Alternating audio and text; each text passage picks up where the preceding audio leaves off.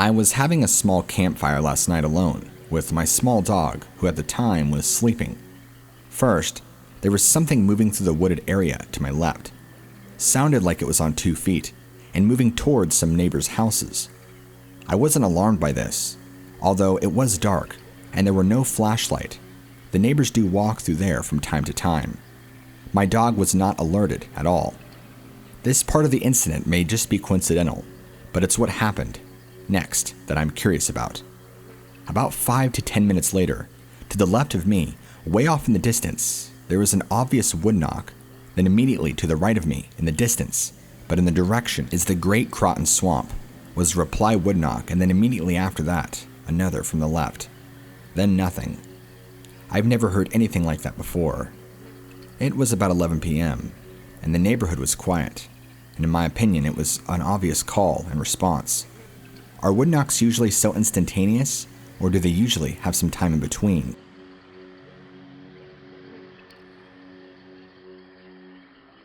My grandmother told me recently about things that she's seen and experienced when she was in her youth. My grandmother is part Sioux, Apache, Navajo, Ute, and another tribe that I can't remember. She's moved around a lot as a kid because her father couldn't hold down a steady job, and her mother and her father, well, that's another story. They would get evicted and forced to move place to place. Her father was able to hold on to a decent job for about 6 years before getting into a terrible car accident that nearly cost him his life and his ability to move. Shortly after, he would pass away. For those 6 years, they lived just outside the Tonto National Forest in Arizona. My grandmother always described to me how beautiful her backyard was. It stretched out for miles and miles, and even had a small creek running along the backside, with multiple bridges and cross points that led to old deserted logging roads and game trails. She also spoke of that when the property was first being constructed years and years back, they had built a small community cemetery on the backside of that same land. A small cemetery for that area that probably held around 50 to 70 grave sites. Years down the road, as they expanded the area and industrialized more and more, they actually dug and moved all the graves that were in that cemetery and transported them to a new gravesite. I'm not sure what the point of it was and at what point they discovered, but she spoke about them finding during this time that there was a larger area further back that was used as a native burial ground. It had been largely grown over and lost to man, as it was described to me through years and years of abandonment. I was told this was a burial site that dated hundreds and hundreds of years back, far before the property of her family's was ever set. When she was a little girl, her father never allowed her to play back there on that side of the land because of the energy he would describe to her was bad. She could get taken, hurt, or even worse. There were times as she got older, she would wait for her father to either leave or get preoccupied with something. She would sneak back to that area of the land when she could, and would always regret it. She went back there a small handful of times without getting caught. She described it to me as very dark. You just got this feeling you weren't alone, and surrounded by hostility. It was very uncomfortable to be walking around in. You always felt like you were being watched, like a visitor in a home that you were unwelcome in. That will always stick with me when she told me about that. When she had gotten far enough back, she discovered what she explains as large mounds of dirt and rock. These are very large mounds, and they looked well constructed. The first time she saw them, they were further back in the thickness of the woods, but still visible from the burial ground area. That's when she thought the idea of coming back in the early morning with a flashlight while her dad was asleep was a good idea, and explore a little more thoroughly and get a much closer look at those mounds. Even though it was very creepy being back there, it was an immense thrill, a total adrenaline rush.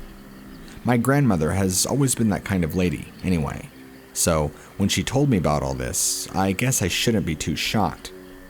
This is the same kind of lady that goes skydiving, bungee jumping, rock climbing, you name it.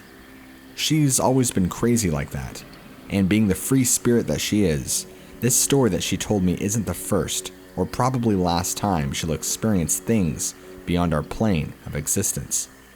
That and her native roots and cultural roots. Her father was half Navajo and half Ute, and at the time worked alongside a few others at this ranch, not far away from where they lived at the time. He was a great dad, she would tell me, but was overly protective of her, even when it came to the spirits and what my wild grandmother would tamper with in her teenage years, like witchcraft, etc. But I'll save that for later in the story. Sorry to veer off so much. Anyway, so she waited a few days until where she could sneak out at night and have a flashlight handy and ready for an early morning adventure.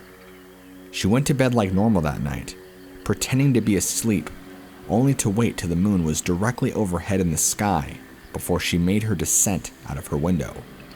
There was cloud coverage, but the moon still had plenty of time to shine through, sometimes casting its own shadows. It was mostly cloud coverage that made for the journey into the pitch black complete. Anything she could do to defy her father and push forward in the face of adventure. This was around mid to late July. The night was still warm from the hot day, and everything was lush and thick. It made things even darker. She recalled the walk to just get to the area of land that was uncomfortable. She began getting hives on her skin at points, and feeling this burning sensation on her arms and legs, like someone was touching her with a hot poker.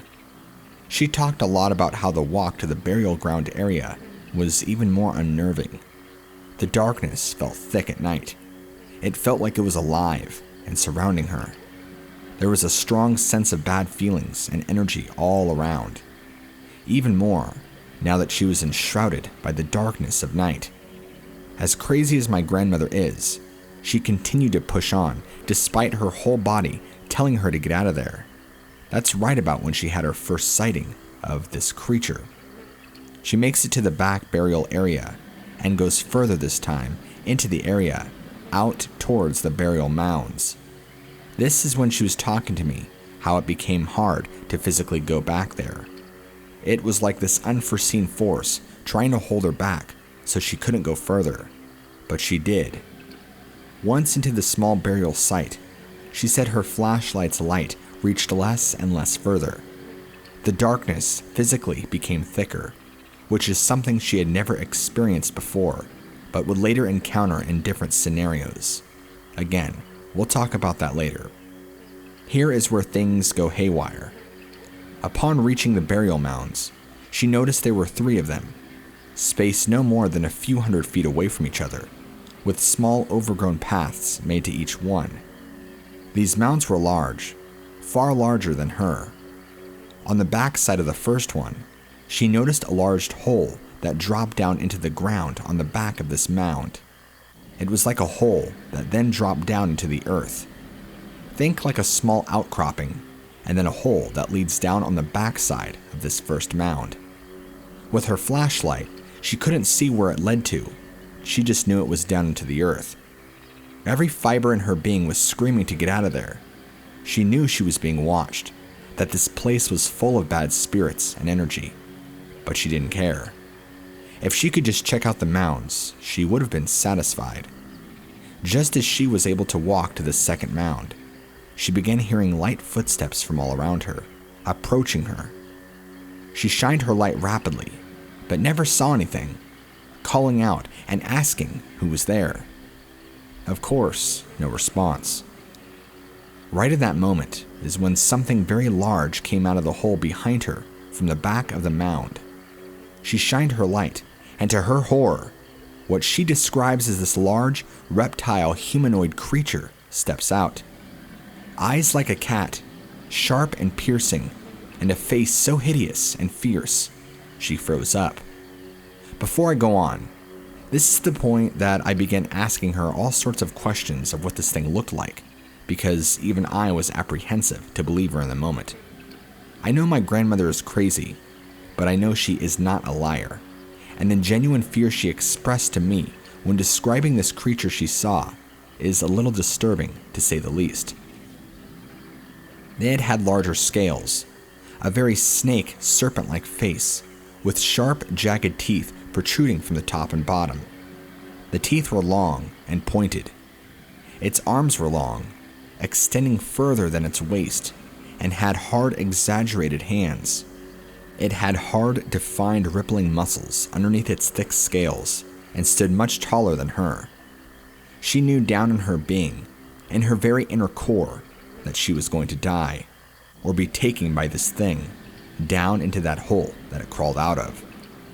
This being that she understood was pure evil, and had dark energy radiating off of it. So much so that she told me she felt this creature coming before it stepped out of the hole behind her, along with the approaching footsteps around her. That's when this being spoke to her. She talked about never experiencing telepathy before in her life, and didn't know that could exist until this very moment.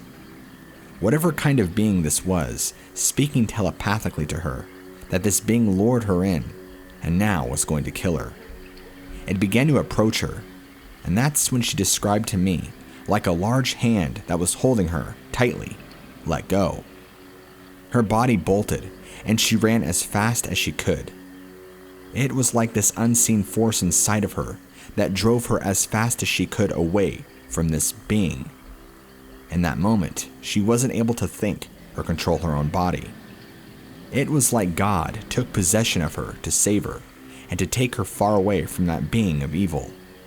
The retreat back to her house was a blur, but remembers being so full of fear and anguish that as soon as she got home, her father had awakened shortly before and was waiting for her return.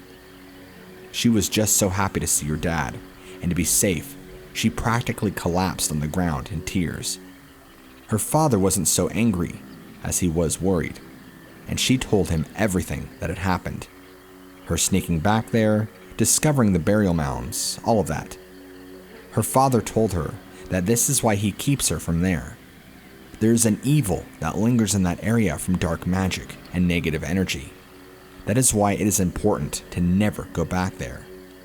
That was the event that dramatically changed the relationship between my grandmother and her father. He went from being overly protective and angry to a very deep, loving father. Her dad, after that event happened, told her about the evils and demons that exist to protect ancient secrets, rituals, and native practices of not only their people, but many tribes. They exist physically and spiritually. That is why we are supposed to stay away from them. I had asked her if her father addressed the kind of creature she saw, but she said no, he didn't. He did acknowledge that there are protectors of evil, as he called them, that guard and lie in wait, like whatever my grandmother saw. Those mounds that she saw go deep into the earth, where there is far greater evil. He never talked or explained further beyond that. At the end of the 6 years, he got into that car accident, lost his job due to paralysis, and ended up moving out of state with my grandmother until he passed away shortly thereafter. My grandmother, during those 6 years at that place, never ventured back further out where the creek was, and it really robbed her of her adventurous spirit for a while. The times that she had gone out there before were in the day.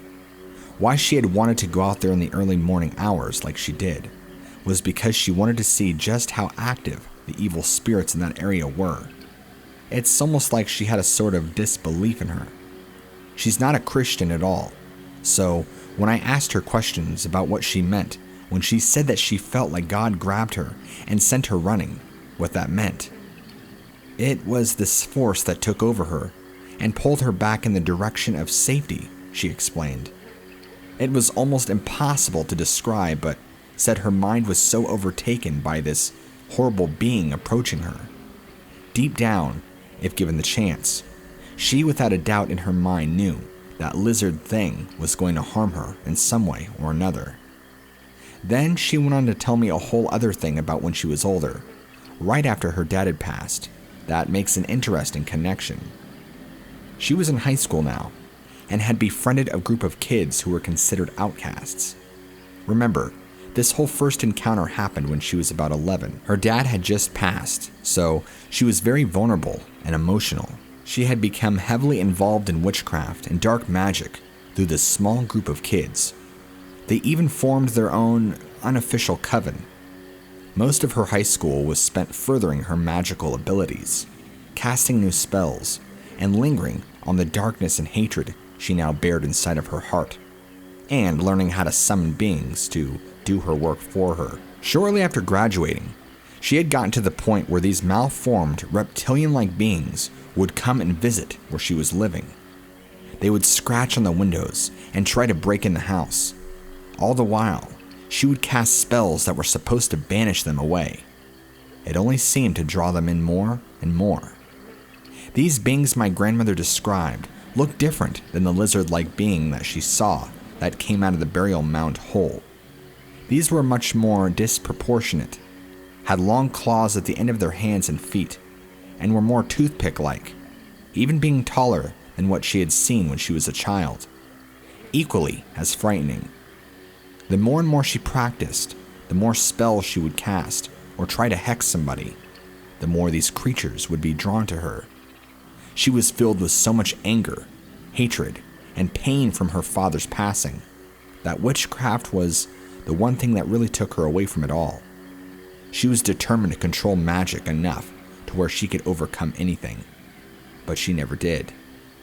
When I asked her about the mentioning of trying to summon demons or beings to work with her, she explained that through spells, they were to obey her. She controlled them, and they worked only for her, the handler. The more and more she did, the worse it got. She never got to the point to where she had sacrificed humans, but her and her coven had blood sacrifices with several small animals that they would find, cats, dogs, etc. That didn't even go by any sort of religious textbook, like a satanic Bible, for example. They were just witches practicing dark magic in exchange for power from Satan. In turn, it drew a lot of bad energy to her life. Even though these alien reptile-like beings would torment her and try to get in her house, they never did. During my grandmother's early 20s, she had enough of that secret lifestyle and departed from that group of friends and witchcraft and denounced it altogether. She moved over to Kansas for a while for a career, and then on to Ohio, where she met her husband, who just passed away last year. Once she got rid of all her trinkets and witchcraft paraphernalia, spellbooks, etc., and stopped actively practicing, things stopped. And between the time that she had the encounter with the being out of the mound and the time she was in high school and started to practice dark magic, she never really thought about evil or the being she encountered being evil, even though she knew it was. She tells me how her leaving witchcraft was the thing that really cemented it into her, that the first reptile being she saw and these other ones that came to torment her were all cut from the same cloth. They had ill intent, and if possible, would have killed her. She knows this deep down. My grandmother is also agnostic, where I don't believe in any of that stuff. I know my grandmother is not lying about what she told me. She's just a sincere person, so I can't explain what her experiences were like. I just feel like for me, religion doesn't answer any of that. It's highly probable that the natives who built and constructed those mounds by that burial site practiced dark magic themselves. It was more common than we would know, but many hide it. Growing up, my grandmother knew several who practiced magic in secrecy, and that it went back hundreds and hundreds of years. Scores of them would get together in secrecy and worship the darkness, casting spells of protection and illusion, bindings on the burial sites for protection, wards to give off bad energy. It's a very serious part of their culture, a part of their culture that they don't talk about. It's very similar to what the Navajo people experience with what they describe as skinwalkers, people who have given themselves over to evil. It transforms them, even contorting somebody's body to a whole new being of darkness. My grandmother's take, which is an educated guess on what the mounds were, and that lizard being were evil beings assigned to protect that area. She knows this kind of thing exists in many other tribes and cultures. This is what she firmly believed her father had tried to keep from her and protect her, was this evil energy that laid there and waited.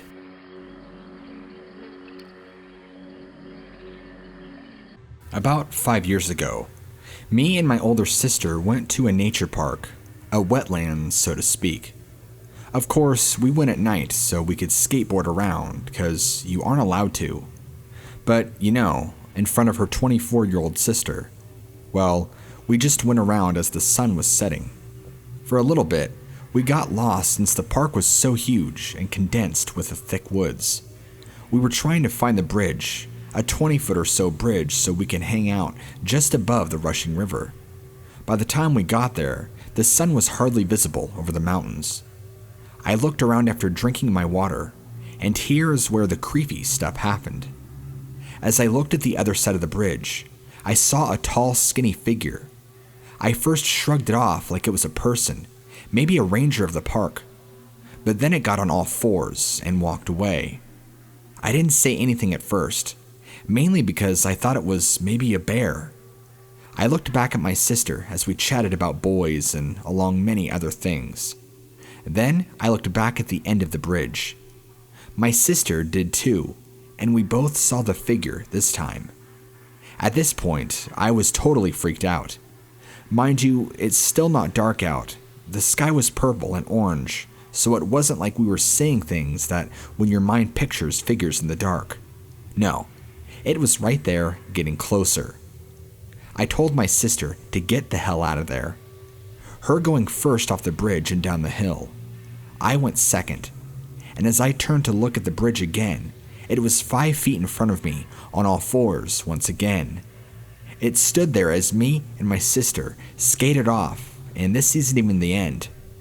I told my sister to head to the main building since there's cameras and lots of lights. We skateboarded for what seemed like hours. Every minute seemed to last an eternity. As we finally get to the main building, we finally stopped riding our boards. Out of breath and scared, we both looked around, and by this time, it was pitch black outside. We made a mad dash to the car, taking a path we have never seen before, but it was outside the park, which made us feel safer. After we got to my sister's Jeep, we both got in, hearts racing and scared out of our minds, and when we tried to leave the gate, it was locked, meaning we couldn't leave since there was only one way in and out of the park. We got even more scared. We tried everything to get out. We even thought about just leaving the car behind and walking the 2 hours home. But we drove onto the sidewalk and got out of the park. To this day, I won't ever go back into those wetlands ever again, even in daylight. Whatever that thing was, I never want to see it again. I can't stop thinking about it, and I'm almost 19. You can think this is just a story, but it really did happen. Me and my sister don't even talk about it to this day. Something changed between us. I could feel it after that very day.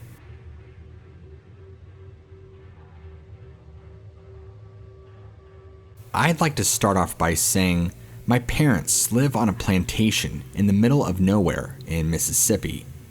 I won't say specifically where due to privacy. Growing up, it was me and my brother, who is 4 years older than I, and he's still my best friend to this day. My dad was a farmer, so me and my brother both grew up with a love for the outdoors and adventure. We have over 7,000 acres and a total of 6 barns. My grandparents owned this land before my father inherited it. They owned slaves, and my grandfather treated them all well and even built a small community for them behind our barns so they would be close by in case they were needed. It's the 21st century, so we had no slaves. We had upgraded to farmhands by this point when I was a kid. I was 6 years old at the time of this encounter, and my brother was 10. My mother had just passed away, and it was just us 3 left. We were out one day exploring the barn. My dad was out in the fields tilling to prepare the crops we had coming in. We ended up down in the community, which was about 2 miles or so from our house, which consisted of 7 houses that were out in the woods. By this time, They were overgrown and underkept due to their lack of tenants who were in charge of upkeep. To give you a bit of insight into how these looked, I will try my best to give you a brief explanation. There were all wooden houses, one story of course, with a small porch and a large wooden door. They had 2 windows on each side of the front door, and windows all along the sides, all broken. The grass was waist high, and the tree limbs had broken into the windows, and some had even grown into the sides of one house.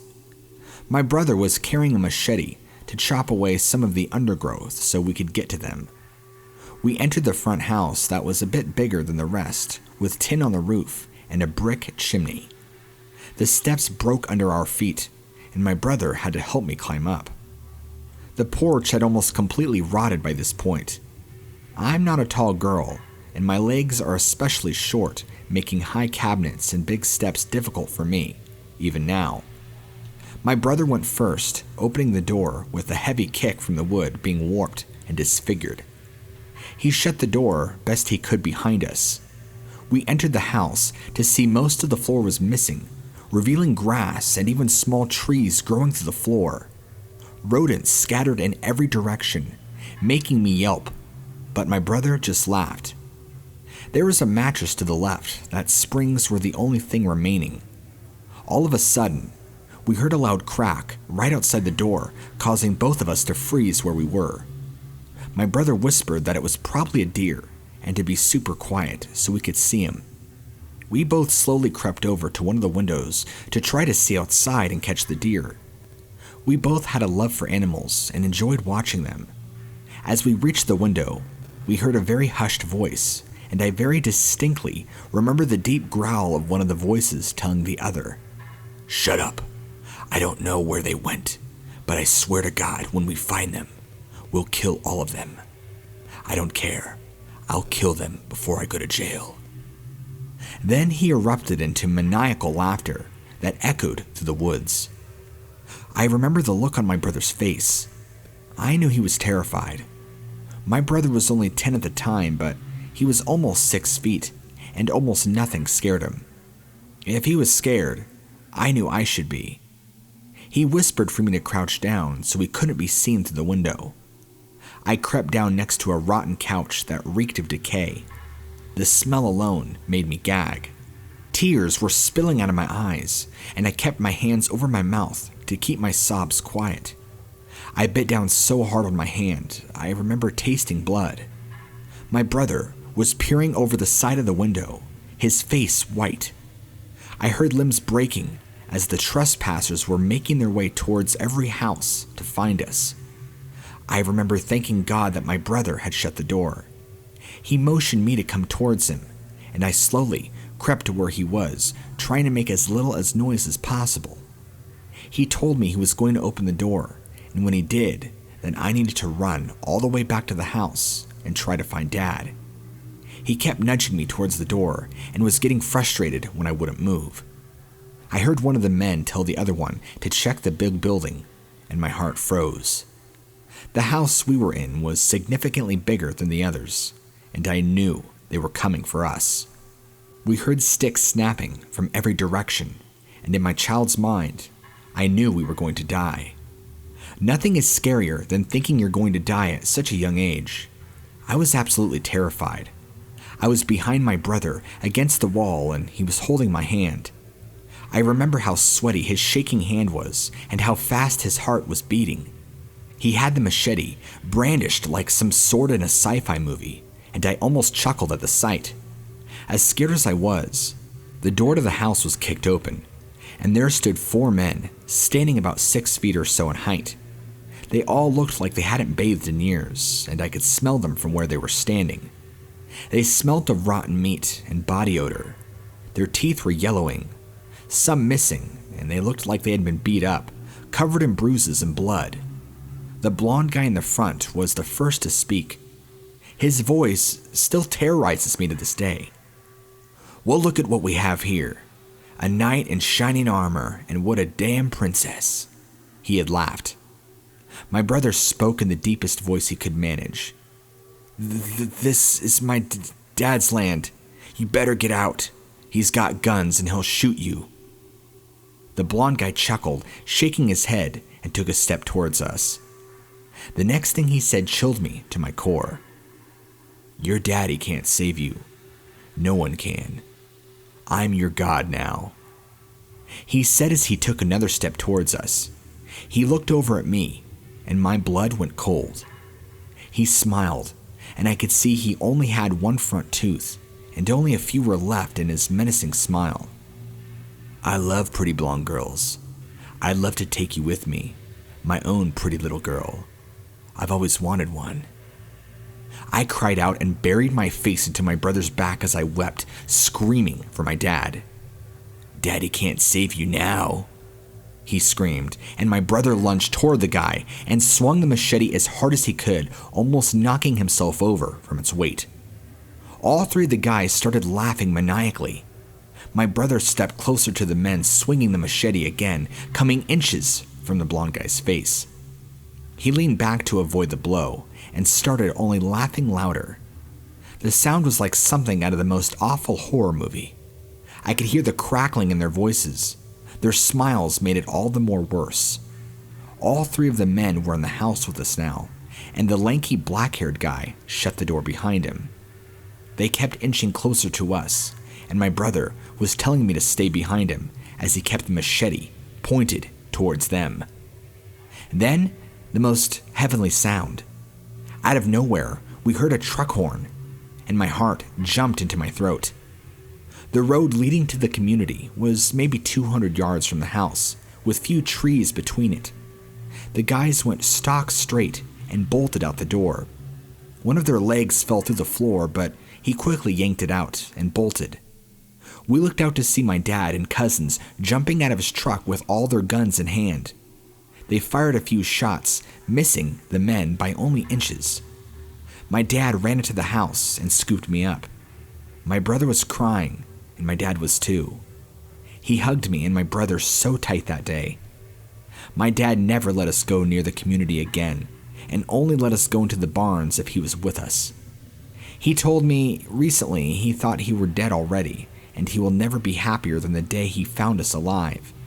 As for the guys, after my dad and cousins arrived, they bolted deeper into the woods, and my cousins pursued them but gave up after a mile or so. My cousin still swears he shot one of them in the leg, but it was never confirmed. My dad told my brother he was coming to the barn for a drink, and to the rest for a minute, and heard my screams, and they immediately followed them to us. My brother and I both received intense counseling for the next few months afterwards. I'm 22 years old now, and I still wake up in a panic, reliving the worst day of my life with those awful men. I am so thankful for my brother for doing his best to keep me alive. I'm even more thankful for my dad and cousins, and that they had given the fields a rest, even if just for a moment. God only knows what would have happened to us had they not shown up. It scares me to this day to think about it.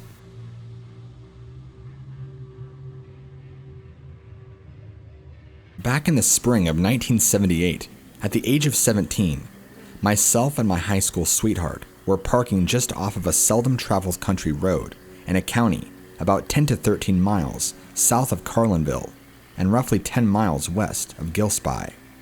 We were making out on a farm field across in the back seat of my car, parked about 20 feet off the road.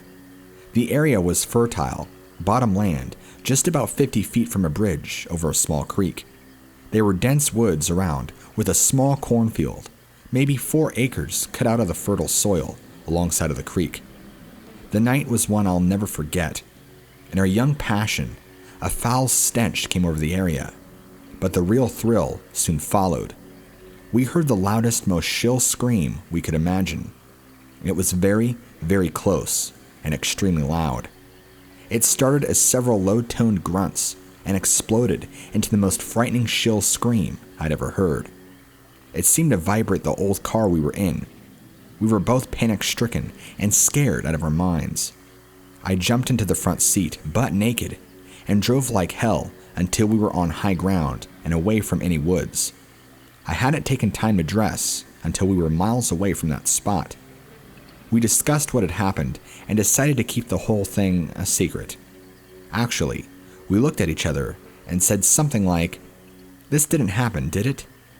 The whole thing gave me a fear of the woods that lasted for almost 20 years. But as I looked back on it, I realized whatever it was had been watching us, and at any time, if it were a savage beast, had every chance to do whatever it wanted to do to us. Did we go back later and look for the tracks? No. No way. I avoided that area at all cost, day or night. Did the sound resemble recordings that we hear of Bigfoot? Well, actually it did indeed, but amplified by 100-fold. I recall as small children the screams of what the local Illinois farmers called a mountain lion. We had several cattle maimed, and that scream was nothing like the one we had heard that evening. It was just so chilling.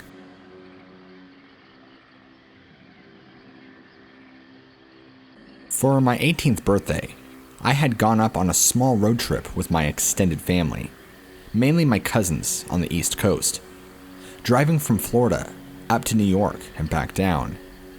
Years later, after I had my encounter, I came to find out that a man had seen close to the same thing I had when traversing through the same area. My encounter happened in 2009. We were in Lee County, South Carolina. I can't tell you what town we were close by because I don't remember. I can tell you that it was nighttime, and we were not just on the freeway. Even though we were on a road trip, my brother, who was driving at the time, insisted on taking all these back roads in every state to get a real feel for the area. This caused our road trip to take 10 times longer, which I didn't want. We had been driving through swamplands for the better half of an hour, not seeing a whole lot because it's dark and there are not many lights. If you're not familiar with the area, we're out in the middle of the swamps on a 2-lane road, just cruising in the summertime with the windows down. My brother, who's 21 at the time, pulled over slowly to the curb of the road. Not even a pull off, but slightly off to the side, and while keeping his foot on the brake in case another car came swinging in, told me to reach into the glove box. I did. He had brought several rolling papers and some weed. He was going to roll us some joints, and we were going to drive around smoking. But in that moment, as I'm handing him the stuff, we heard this strange screaming noise close by, closest to the driver's side of the car. It's pitch black out here, except for the stars and his headlights. There's not another soul on this road. Maybe 5 seconds later, after that scream, we hear this noise of something big coming toward the car. I don't know what it was, man, but out of the swamps to our left comes this freaky-looking gangly thing, coming straight for our car. It was almost gliding in motion, not at all like a physical animal running after something. Even though it made thudding noises as it moved forward, it looked so weird. Instinctively, my brother throws down the weed and swerves back onto the road while smashing the gas pedal all the way down. We were driving his crappy Volkswagen Jetta at the time, which, I remember, had a faulty knock sensor, so its acceleration was off. We go flying back on the road around this bend, and this creature, whatever it was, still hot on our tail, reaching its long arms out to try and grab a hold of the car. Everyone in the car is screaming, including me. Even though it's dark, we can see this thing. It had these yellow glowing eyes, almost white, unnatural looking eyes. Another car comes down the hill in front of us, and the thing chasing our vehicle hops off into the swamps to the right of the vehicle. My brother doesn't realize this yet, and he began losing control of the car. That's when he tried to stabilize the vehicle, ended up flipping the car because he was driving so fast. Luckily, we were all wearing our seatbelts, but it knocked me unconscious, along with my brother. I woke up later in the hospital with a mild concussion where my cousins had worse injuries than me. My brother somehow managed to avoid getting any drug charges because I guarantee you they found his stash in the car at the crash. I guess when each one of us gave identical recollections of the events leading up to the crash to the police and hospital staff, I think they just left it alone. Life ended up going on after that, but years later, my friend on Facebook sent me this thing about scape or swamp. This young man was over on the side of the road, and something that looked almost identical to what he described charged and tried to attack him. He got away, but by his accounts in the article of the paper, it's almost to a T what we saw. There's a rough sketch he did of the creature he saw, and it looked very much identical to that. It was also very, very fast. I have no idea what it was, but it really sent a chill down my spine to know that there had been somebody else who'd seen and experienced what we did. The best part was at least this young man was even documented by the newspaper. I tried reaching out to this man, who would be now 20 years older, to only learn that he had since passed away in a shooting. I don't know what's out there, and if you would have told me my own story before it ever happened, I'd call you crazy. Now, I'm a lot more open to people who have similar experiences as I do, and believe in things that the world says does not exist. Good day.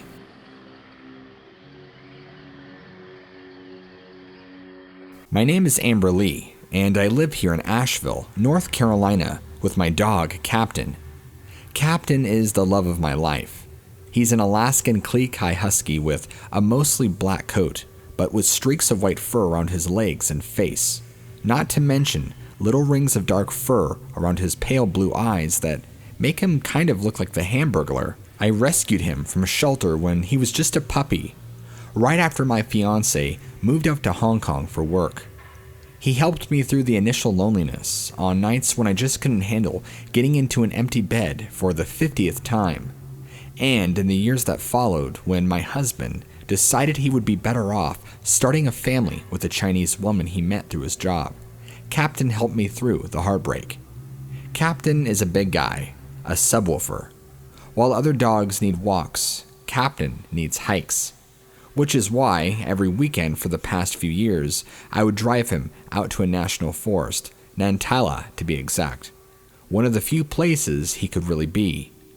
Dogs just aren't meant to be cooped up indoors. They need to run, they need to explore, they need a place like this. And coincidentally, so did I. This national forest was a place I could really lose myself, a place to escape the pressure of high-pressure, high-paying job. The woods were a place of sanctuary to me, but that all changed one chilly October day when I came to realize that there is a damned good reason why human beings have walled themselves off in towns and cities, because the wilderness, it seems, is not our friend. Captain was always his happiest in the woods. For such a majestic animal, he has an uncanny ability to act goofy as hell, and the woods brought that out of him in spades. He'd be so lost in the feeling of pure freedom, his blue eyes all wide with his tongue lolling out to one side of his mouth, riding the wave of zoomies that inevitably had me laughing at how dorky he acted. So, you could imagine how quickly I noticed a change in his behavior, how he went from being such a loud, boisterous dog to a quivering, whining wreck that barely ventured a few feet away from me at any one time. And all the time I'd been taking Captain out to this forest, I had never seen him act in such a way. And when I laid a hand on his neck to give him a stroke, I discovered he was actually trembling in fear. My first thought was that a mountain lion could have been in the area, but a previous encounter with what I'd figure was a predator's scent trail had caused Captain to bark incessantly and become overly aggressive.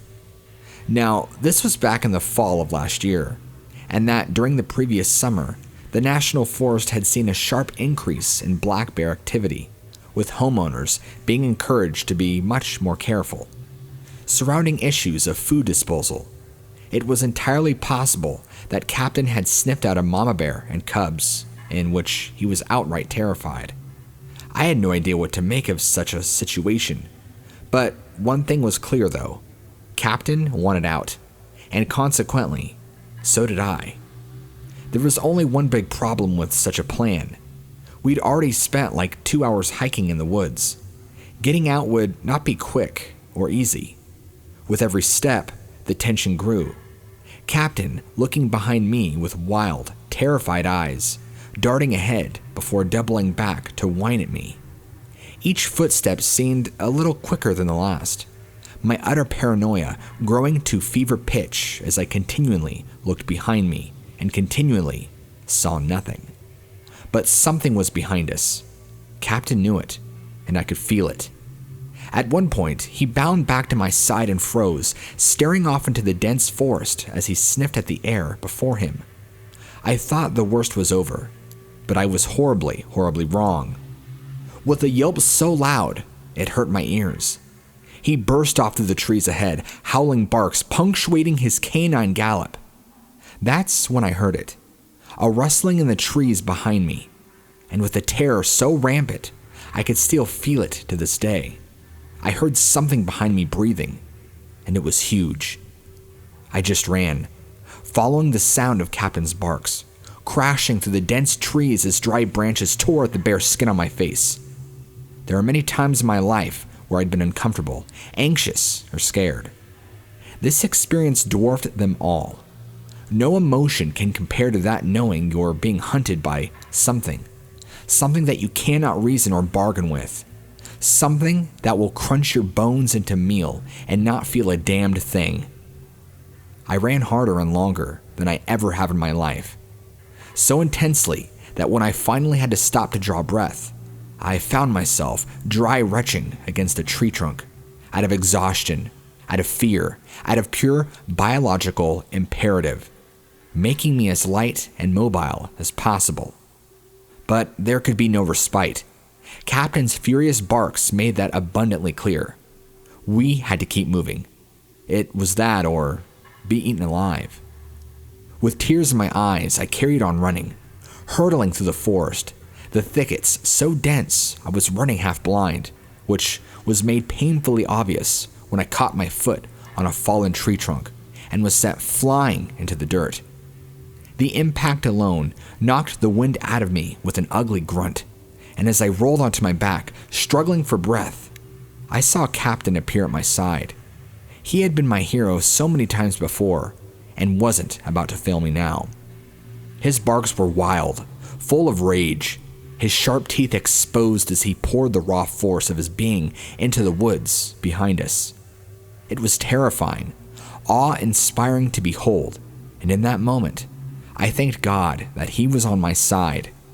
But not even Captain could maintain the display, for when the unseen thing hunting us seemed to roar back through the trees, Captain was silenced. He rushed over to me, taking the collar of my waterproof coat between his teeth and trying to drag me along the forest floor.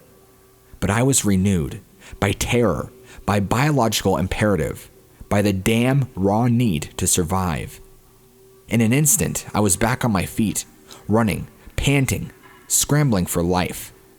I remember there being a moment when I was terrified that Captain might leave me, how the fear might prove too much for him to handle. There was so much of the forest for him to escape into, but he never once failed to double back and find me. Even when he was out of sight, he made sure to continue barking furiously, so I'd know exactly where to run to. That was until I burst through a set of particularly thick bushes to find Captain, stood stationary at a riverbank. It wasn't all that wide or all that deep, but it was enough of an obstacle to halt his progress. You see, Captain hated water. I don't know if it was something that happened to him as a puppy before we adopted him from the shelter, but Captain has always hated water. Pools, rivers, lakes. You couldn't get him to go within 6 feet of any of them, which is why seeing that river in our way terrified me on a whole new level. Out of pure instinct, I just jumped across. Like I said, it wasn't particularly wide, but the exhaustion of running for so long meant I only barely made the jump. I turned, knowing that Captain wouldn't even attempt the jump without encouragement or direction. My voice was trembling as I spoke. "Come on, boy, jump to mama. Please, boy, please jump, mama, come on." It was horrendous, watching his eyes so full of confusion, saying without words, "Why are you making me do this?" I watched him pacing up and down the bank as the thing hunted us grew closer and closer. In the end, I was begging him, pleading with him, promising steak dinners for an entire year if he would only get his ass across the river. For a moment, he froze, sizing up the gap before sprinting off back among the trees. Again, that terrified feeling gripped me. He couldn't do it. He was so terrified of the water that in a moment of pure panic, he'd fled back in the direction of the thing chasing us. It felt like an eternity, standing there on the riverbank, praying that he'd reappear, somehow convincing myself that he wouldn't. Only he did. In one glorious moment, he burst from the foliage, hurtling towards the river's edge at breakneck speed. As he reached the bank, his legs unfurled like springs, sending him sailing through the air, high above the river. It's funny the little details you remember from a traumatic event, and one of the things that sticks with me are Captain's eyes as he jumped that river. They were huge, these massive pale blue circles that seemed to shine out from rings of black fur around them, almost like he couldn't quite believe what he was doing, and quite frankly, neither could I. I mean it when I say he was like an action hero in some hyperbolic 80s movie. The bravery he displayed is something I feel I can only aspire to. Even his landing was dramatic as hell. He barely made it across and was scrambling up the dirt embankment when I leapt towards him, grabbed him by the collar, and pulled him onto the solid ground. When we were up, he took off again with renewed speed, seemingly more terrified of the water than whatever had been stalking us. I'd had tears in my eyes before, but at that point, I broke down completely, calling after him with staggered breathing. "Good boy, Captain. Good boy." I continued to run, feeling my thighs burn and my feet ache from what felt like miles upon miles of it. I was so short of breath, so damn exhausted. I thought I might just pass out at any moment. And when I say I could literally hear my own heart beating in my throat, I'm not exaggerating in the slightest. I am not an unfit person either. I dance a lot, I take a spin class, I have stamina. But running at almost constant sprint for the better part of an hour made it feel like my heart was about to explode out of my chest. By the time I'd reached the peak of yet another gentle incline, my legs gave out from under me. I remember seeing silvery white patches appearing in my vision, and no matter how hard I drew breath, I just couldn't seem to get enough oxygen. When I saw something moving in front of me, something that definitely wasn't Captain, I thought that was it. I thought I'd pass out and never wake up again, having been torn apart by whatever wild animal was chasing us. I woke up in the back seat of a 4-seater pickup truck. As soon as I found the strength to sit up, I heard a voice outside the stationary vehicle shout, "She's awake." Suddenly, the door opened, and a person I'd never seen before in my life was offering me a plastic bottle of water and asking if I was okay. I didn't speak. I just took the water off of him and gulped like 3/4 of it down in one long, sweet chug. By the time I regained my senses, I was panicking. I couldn't see Captain anywhere. I looked at the stranger, dressed in his hunting gear, and tried to summon the strength to ask him where my dog was. Although the words just wouldn't come out. The look on my face must have told him all he needed to know.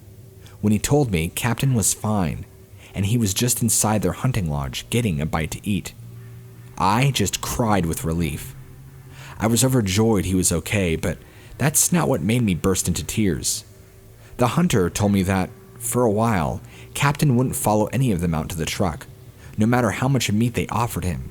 He just stayed at my side, yapping and whining, waiting for me to wake up. For a couple of hours, I joined the hunters in their lodge, eating the hamburger they offered me, slowly, while I regained my strength. I told them exactly what had happened, how Captain had freaked out after we stumbled across what I assumed was a black bear. But black bears are relatively small, certainly not as big as grizzlies, and certainly not as big as whatever had been chasing us to the woods. I raised the issue with them and asked them what they thought it might be. I thought they might have an answer, being seasoned hunters, but they didn't. There was this awkward silence as they exchanged looks, before one of them spoke up, telling me they just didn't know. I asked if it was possible that a grizzly bear could make it this far down from the Rockies, with one responding that it was possible. But that was a lie. An outright lie.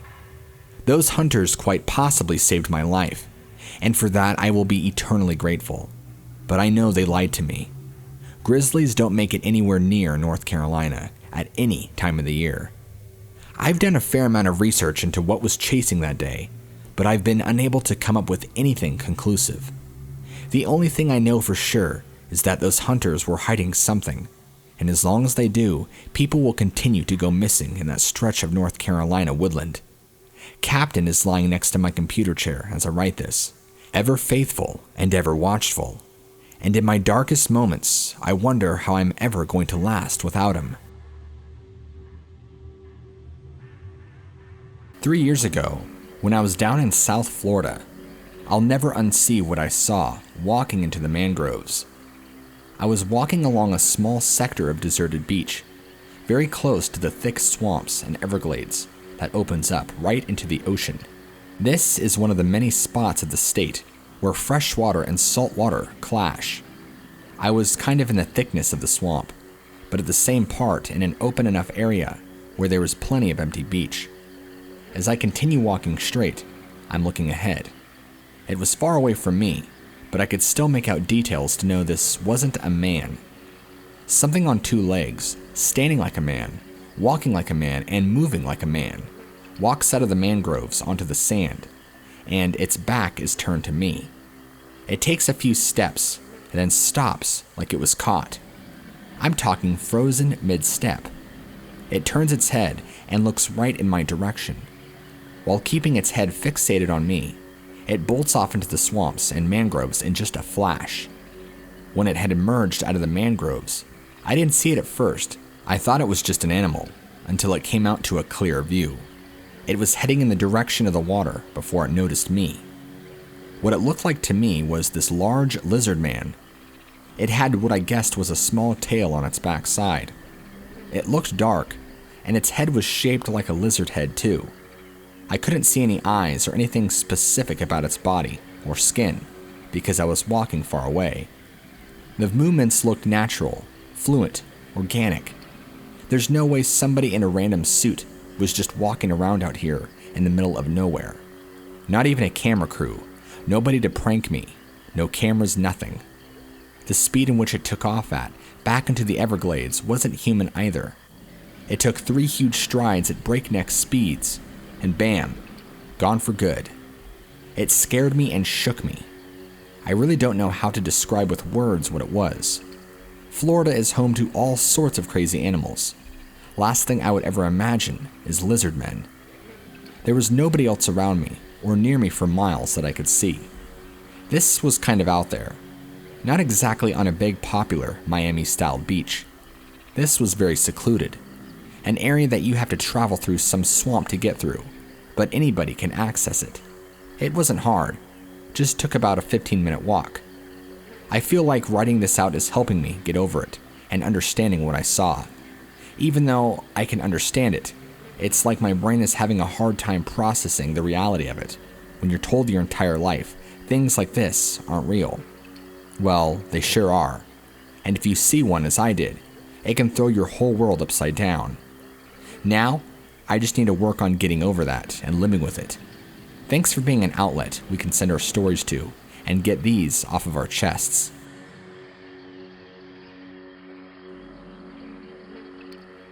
Whenever my husband works midnights, I can't sleep, so I came outside to sit on my steps and smoke a cigarette. I happened to look up because the dogs were barking at something. I looked up and saw this tall black figure standing and kind of peeking out from behind the shed.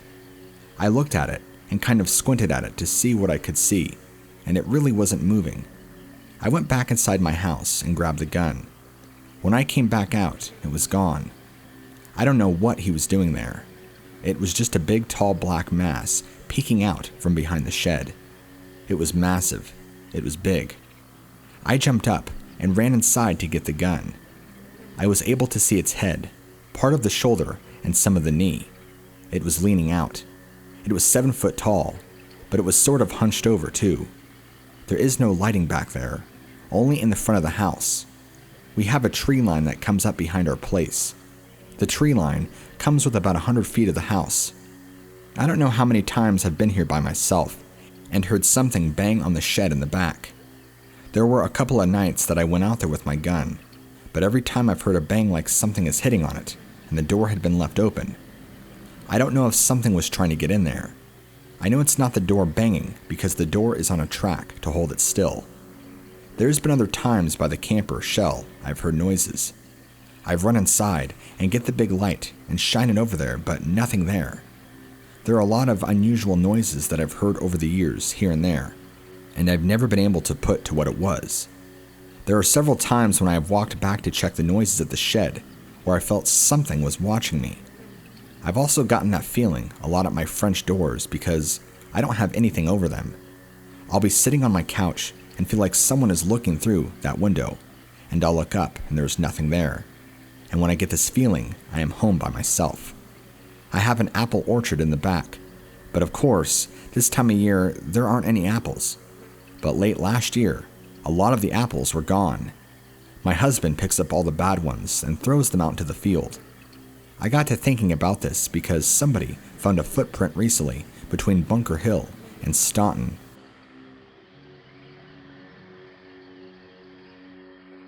On October 7th, 2017, my wife, myself, and our dog went on a late-season kayak paddle to Upper Priest Lake and overnight camping trip at Beaver Creek Campground. After loading the kayak after our paddle, we drove half a mile to the campground, only to find that it was closed for the season. Not wanting to find another campsite, we drove around the campground to Toole Bay Boat Launch parking area, which was still open. We parked our vehicle, unloaded our tent, sleeping and cooking gear, and began to set up camp, carrying things into a designated site that would normally be accessed by the campground road. I was a bit concerned about camping in the site after the campground was officially closed, but figured that it was already getting dark. It was unlikely that we would be confronted by a ranger.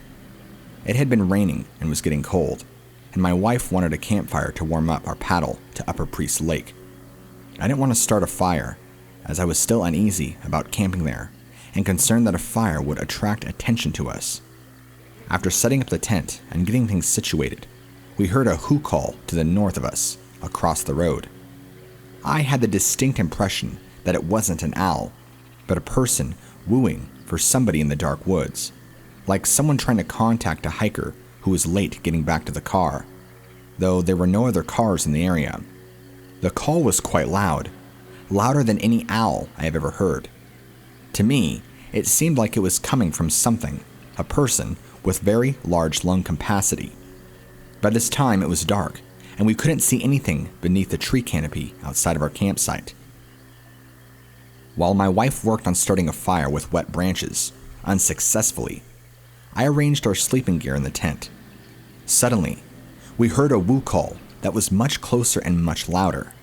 This call made us nervous, as we both felt it was made by a person who was camping around our campsite in the dark, messing with us. But we had heard no vehicles drive in, saw no headlights or flashlights, and it was too dark and overcast for a person to drive or walk around the woods without a light. My wife has better hearing than I do, and heard what she felt was an answering who from some distance away in the forest.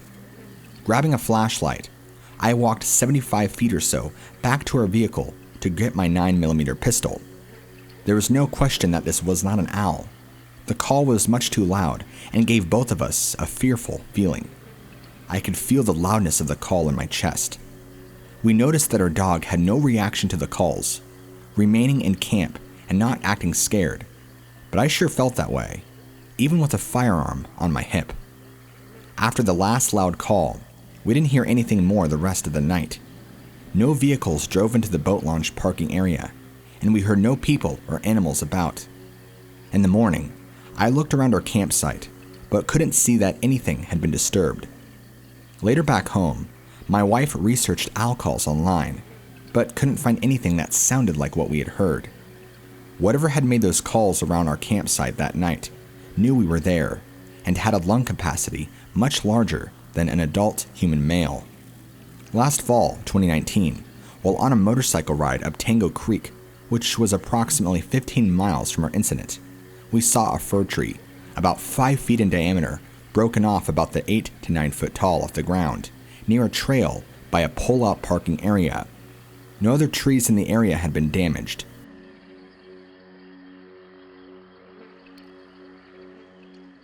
I have recently moved out of my house in Illinois. During the last year or so, I have experienced several strange occurrences. I have never actually seen anything, except once a large dark shape moving bipedally through the heavy fog. I have heard the sound of something drumming on tree trunks, the sound of something big walking in the woods on 2 legs.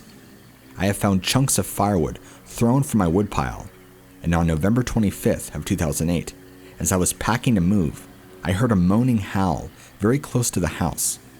I have hunted for 20 years, and I have never heard the likes of this. I stopped loading the vehicle, loaded my .45 and locked the door. I did the rest of my packing, and the next 2 nights, armed but as before, I had the distinct feeling I was being watched, and several times large branches were broken and there was knocking on trees. Also, there is an area of woods where the grass and foliage is crushed down. This could be deer, but since these things have started occurring, the deer, who are usually thick as fleas, have been gone. Several other people have heard knocking. However, I was alone when the howl occurred, and it is mostly at night.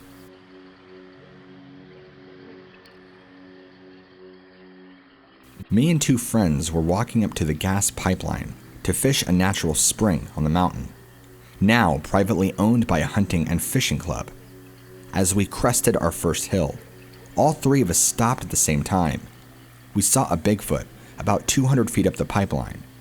I would estimate it to be about 7 feet tall, brown and very shaggy. After about 30 seconds, it ran into the woodline. It covered about 30 feet in 3 strides and disappeared. As we got to where it was, you could see 4 spots where the tall grass was pushed down from its steps. My friend says Bigfoot threw rocks at him in the 70s about 5 miles away. It was last year, 2019, around mid-October, near the Blue Ridge Parkway. Me and my boyfriend were working for the Roanoke Times, delivering newspaper when this encounter happened. We delivered anywhere from 12 a.m. to 6 a.m. We were almost done with the route when we went to turn down this dead-end maintenance road, since there was houses at the end of that who got paper. It was around 3:30 to 4 a.m. While my boyfriend was going down the gravel and maintenance road, the headlights caught a glimpse of this thing standing right at where the grass met the road. It stood about 7 feet tall, and it took off up the hill. It kinda walked fast, not necessarily ran. It was dark brown and had shaggy hair like fur. It was on 2 feet and walked like a human with its arms swaying back and forth, right below the knees. I screamed out for my boyfriend to stop the car. But by the time his reaction time kicked in, whatever it was already made its way up the hill. My boyfriend positioned the car so the lights would shine up the hill, and that's when we saw 2 bright glowing red-yellow eyes looking back at us. What was strange was it was hiding behind a huge tree and how high the eyes were up from the ground. It was close to 7 feet tall. You could clearly see the eyes blink. We sat there for approximately 10 minutes and finally decided to finish up the route and come back.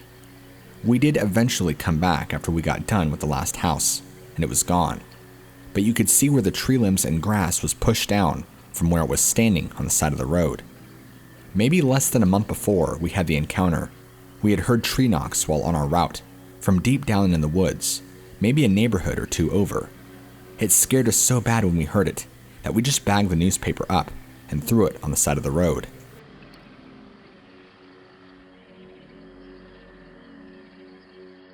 We were camped along Marble Creek at Donkey Creek near Avery, Idaho, July 2019.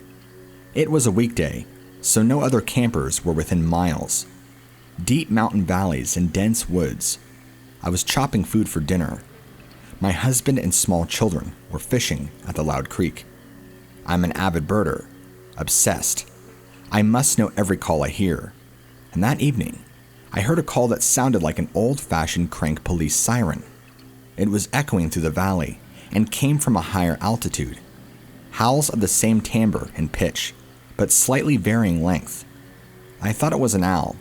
I must not know. Wolves and cougar don't sound like that. My dog did not bark. She hid under the table. I also considered that maybe some kids were playing with an old police siren. But then I realized there was no way kids could have been up there near the ridge with something that heavy. Plus, no one else was up there. When I got back into cell reception, I searched through owl calls and found nothing similar. But I found that call on other Bigfoot websites. It was the Ohio howl.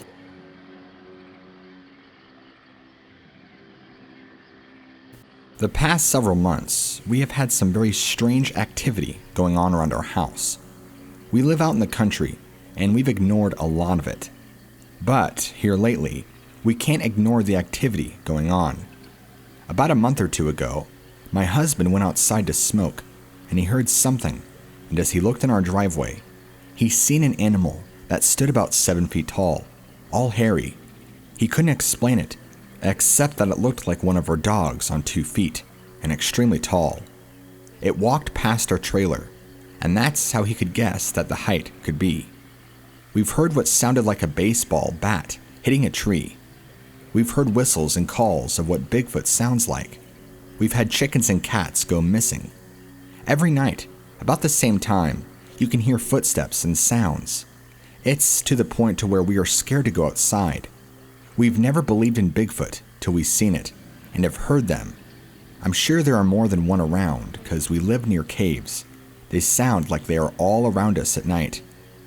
We had a ball in our yard, and after finding it in the woods one day, and down the road from us another day, and bring it back several times, it went missing, and we've not been able to find it since. I just find it odd that this has just happened after we've been hearing noises that sounded like Bigfoot.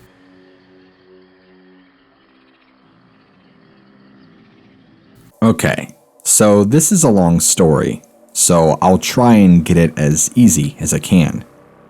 When I was around 14 years old, my family, which is my mom, dad, 2 brothers, and 2 sisters, traveled into the north side of Apex Park in South Australia. It's a huge park, tennis court, and nature reserve sort of thing behind it, with a river running into a little lake there, to visit some extended family for lunch. At this age, I struggled heavily with depression, so I enjoyed wandering off with my headphones and to explore and get lost in my imagination. I had walked along the little boardwalk that gets you across the river and into the nature part of the park area. It was a long dirt crossroad with huge dead trees in the middle, surrounded by scrub. I was wandering down the track, listening to music, when a tall, well-dressed man in a blue shirt stepped out, completely clean, mind you, from where the swampy marsh was. I stopped and took my headphones out to tell him he scared me, and he apologized before smiling and walking the other way. I thought nothing of it at first, but was kind of suspicious of how clean he was. I continued down the path till I got to a bridge and a water plant. I figured if it went too far, I'd be out of reach for my family, and that guy was still at the back of my mind, so I turned around and began to go back towards my parents. Because of the dirt, I was at an angle so I could see ahead before whatever was ahead could see me. Standing in front of the dead crossroads tree was the guy in the blue shirt talking to a really dirty-looking short guy and pointing in my direction. Alarm bells went off in my mind, so I hid behind a tree and watched the guy wander down a trail next to the one I just went down, looking around in the bushes and stuff. I scanned the area for the original guy, but he was just gone, like nowhere to be seen. So I ducked around the tree and hunched as I ran past the trail opening and sped walking to the dead tree. I stood there for a second, scanning again for the guy, but I couldn't see him. There weren't even shoe prints in the mud at the base of the tree. The other side of the crossroads led to a little bit of scrub and then houses. The houses had huge 6 to 7 feet tall wooden fences, but the trees behind them were pretty. So instead of running back to my family like I should have, my dumbass wandered over about 5 feet away from the fence to take photos. This is where the crawler comes in. I'm not sure if it was this creature, but after excessive scouring of the internet, this is what matches most. Everything went silent. No bugs, no birds, no horses from the neighboring paddocks. Even the wind had stopped. Then I heard what sounded like a fly screen door opening and shutting, and then silence for about 10 seconds. I continued to take photos until I saw something pale gray move in the corner of my eye. I turned to watch huge hands with long, skinny fingers fold over the fence slowly. The head of a hairless, bone-skinny, tall-as-hell creature peek over to look at me. It only peeked over about half its head, but I didn't look like it had a nose, and its eyes were a huge glowing white-yellow color. It stared at me as I stood there frozen for what felt like forever, but in reality was probably only 5 or 10 seconds before its head snapped to the side. I turned my head to see what it was looking at, and the original guy was about 4 feet away from me. I turned and sped, walked toward the tree, temporarily glancing down at my phone for 3 seconds before looking up to see him charging toward me. Not running, but obviously striding in an effort to catch up with me. I stayed calm and sped walked across the boardwalk. I didn't run because he was bigger than me, and if I let on that, I knew, and started running, he would have caught me or pushed me into the lake. I only started sprinting when I could see my family and I heard him start to run behind me. After I got back to my family, my aunt told me that the guy had been circling us all since we got there and was watching me for at least 2 hours before it happened. To this day, I have never been able to explain what I saw or what it was. I just know that if I didn't or hadn't seen it, the guy walking toward me, I don't think I would have been able to get away. Basically, I was taking photos of the trees when I saw a gray, hairless creature with huge glowing eyes staring at me over a fence. It turned its head and alerted me to a guy that I'm 99% sure was trying to abduct me.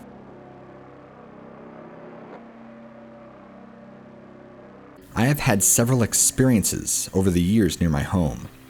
5 years ago, I was picking blackberries on the back side of my property late June. To the east of the blackberry vines is a farm field. The field was planted in corn, and there was a strip of last year's corn residue at the edge of the field. Old stubble, hard to walk through with boots on.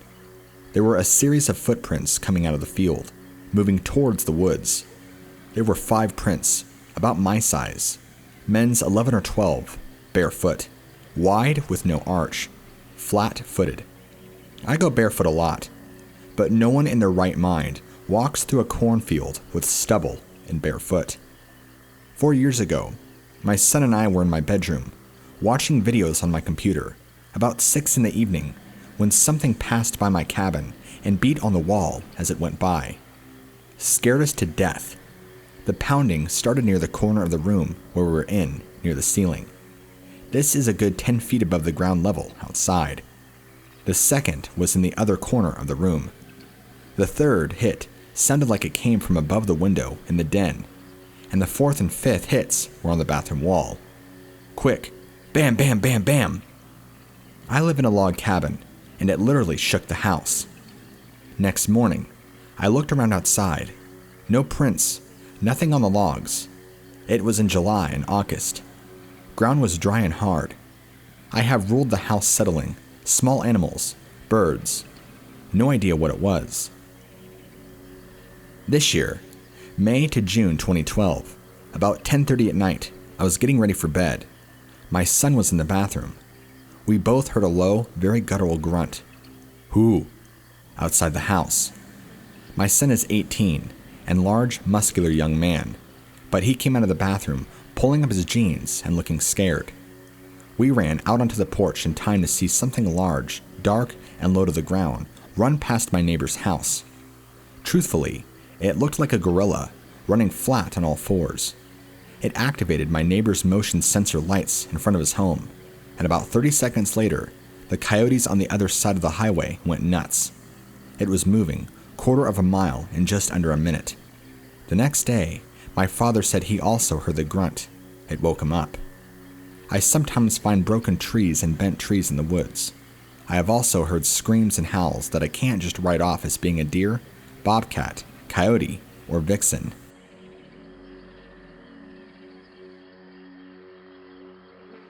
live in the San Francisco Bay Area, and there is a stretch of road between me and my girlfriend's house that goes through some ranches and a wooded area. My girlfriend and I were driving back towards my house around 10 p.m., and while I was rounding a corner near the beginning of the woods, I swerved as I saw what looked like a tall, skinny, pale person standing there by the side of the road and walking into the road. When I looked in my rear to see what it was, I couldn't see anything. But after I asked my girlfriend about it, she was clearly shaken and said that she saw it too. We decided to stop talking about it for the time being and continue to drive deeper into the woods back home. About 15 minutes down the road, we come across a fresh deer carcass on the side of the road, and while I noticed the deer carcass alone as I was focusing on the narrow road, my girlfriend swears she saw the same figure bent over the carcass. I drove by that carcass for weeks after when I went back to her house. We both seen a lot of weird stuff on that small stretch of road, including more on that specific drive, but nothing else that I think would have been a crawler. I'm not sure where it would have come from. No caves I'm aware of or around, or if it was more than one out there, but I know to always be aware of what else is on that road with me late at night.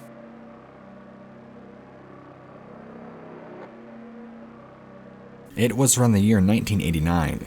I was working at McDonald's in Carlinville, and I was closed that night. I was headed home around 1 a.m. or 2 a.m.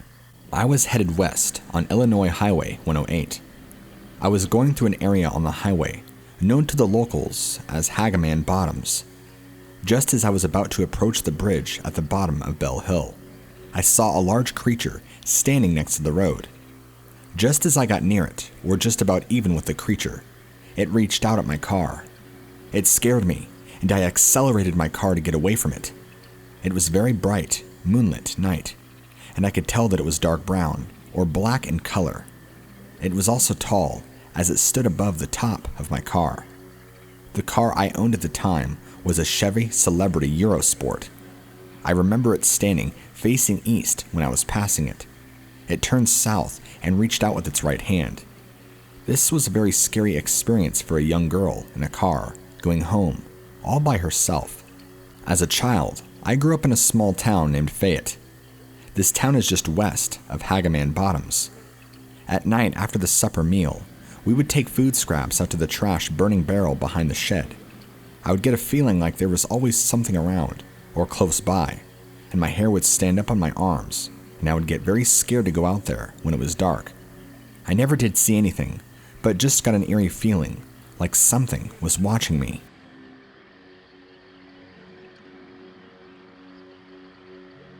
I was with a friend of mine behind his grandmother's house. We had seen some dead fish near a pond, broke in half, so we went back later that day to look, to see what might have caused it. We went about 100 yards in the woods, when my friend had to go use the bathroom, so he walked away from me, when I heard a noise off to my right. I looked, and see something looking around a tree, about 50 to 75 yards away. I could make out on fur of the outline of the shape. It looked like it was about 8 feet tall.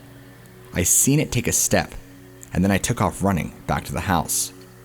I was the only one that seen it. He just noticed me running back to the house. He was using the bathroom. This happened a couple years ago. I'm posting this now because I only just found out that anything called a crawler exists. I'm skeptical of most things, but when recounting these events, I usually refer to it as my Bigfoot story because it was always the closest thing that came to mind. Anyway, this was a couple years ago in southern Indiana near Evansville. It was 2 a.m, and my friend and I decided to go for a joyride. This would have been in the fall, so maybe near September or October. I can pin the date to the time of year because I live around a bunch of fields and the corn stalks were very high. I'd say approaching 10 feet. We were just driving around when I decided to turn on this old country road because it led to the local animal shelter. I had never seen the shelter before, and I wanted to see what it looked like. Yes, this is the kind of stuff I do on joyrides. Both me and my friend were completely sober. The road ended up being much longer and roundabout than I anticipated, and we basically drove through a bunch of farmland. We were listening to music, and I was driving pretty slow. We got to a long road surrounded by corn stalks when I heard my friend yell out, "Holy shit!" I put on my brakes and asked him what was up, and he looked over to my left. I'll describe what I saw as well as I can. Hovering above the top of stalks was the top half of a very, very thin body. I remember it had wide shoulders and what appeared to be in the moonlight to be long, swooshy haircut. Kind of like an emo haircut, I guess. It seemed very loose, long arms, an odd-shaped head and neck, and very pale in the moonlight. Both me and my friend were freaked out, and I knew it was not a scarecrow. The huge farms around here don't have those anyway, or a person. The stalks were not too much taller. Like I said, I always called it a Bigfoot, but I did not see any hair on this thing, except a swoopy mass on its head. I don't know if this is a good indicator of a crawler, but I saw some areas near me on the map and had to post about what I saw.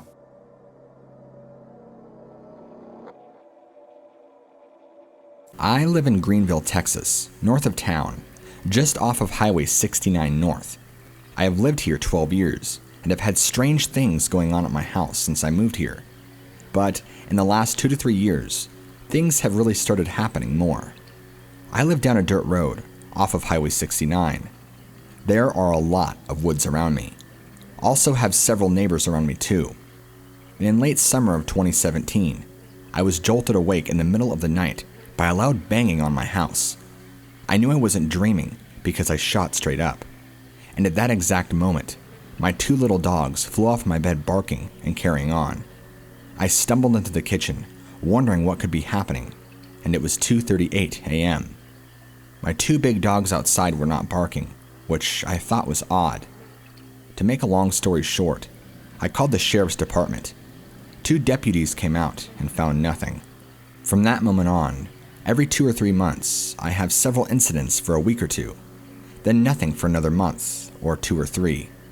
Then things will happen again. This past winter, from November 2019 to February 2020, I've had several things happen. On 3 separate occasions, while I've been propped in bed watching TV, I have heard a loud growl outside my bedroom, loud enough to hear over the TV. It was loud and guttural. I have had tapping on the back of my house during the night. It's usually always around the same time of night. In January of 2020, I was once again propped up in my bed watching TV, and over my TV, I heard something rubbing on the back of my house, on the wall where my bathroom is. My bedroom and bathroom run together. My 2 little dogs jumped off the bed into the bathroom at the back wall, barking. I've had rocks thrown at my house. I'm home alone most of the time, but this past Saturday night, April 18th, 2020, my husband happened to be home. Between 11 p.m. and 11:30 p.m., my dog starts barking and wouldn't stop, so I get up to holler as to her to hush. As I got to my bedroom door, my cat was lying in my rocking chair next to my door. I paused to pet her, and about that time, I heard that same loud guttural growl at my back door. My cat heard it, wheeled around, and looked at the back door. I went and woke up my husband. He looked out at the back and saw nothing. I went to the front door and opened it, and he called my dog. She would not get close to the fence and was barking, looking towards the back of my house, towards my neighbor's home, behind me. All of a sudden, she jumped back, like whatever it was coming towards her. I ran to my guest room to look out the window facing that direction, and back towards northwest. I saw something huge and dark in color going across my neighbor's back pasture, moving fast. My neighbor behind me lives alone, and she has had the same things happen at her house.